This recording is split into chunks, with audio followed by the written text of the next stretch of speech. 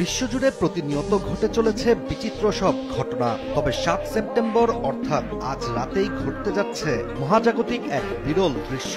আজ পৃথিবীর ছায়া চাঁদকে আলিঙ্গন করবে ধীরে ধীরে, যেন রাতের আধারে হারিয়ে যেতে শুরু করবে এটির চিরচেনা সেই রূপ। তবে এই অন্ধকারে চাঁদ হারিয়ে যাবে না, বরং রূপ বদলে পরিণত হবে এক রক্তিম লাল গোলকে। ঠিক যেন আগুনে দগ্ধ লালচে আলোয় ঝলসে ওঠা এক অদ্ভুত রূপকথার চাঁদের মতো।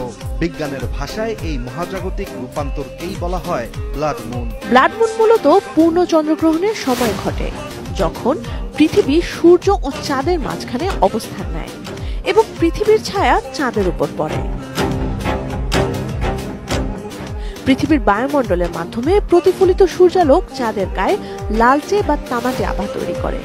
এই প্রক্রিয়াটি রেলে স্ক্যাটারিং নামে পরিচিত।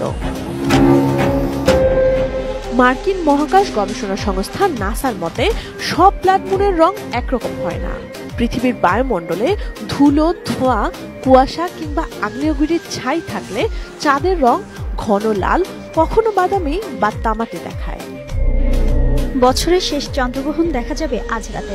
আকাশে মেঘমুক্ত থাকলে বাংলাদেশ থেকেও এই বিরল দৃশ্য উপভোগ করা সম্ভব হবে। রোববার রাত থেকে শুরু হয়ে সোমবার ভোর পর্যন্ত স্থায়ী হবে এই গ্রহণ।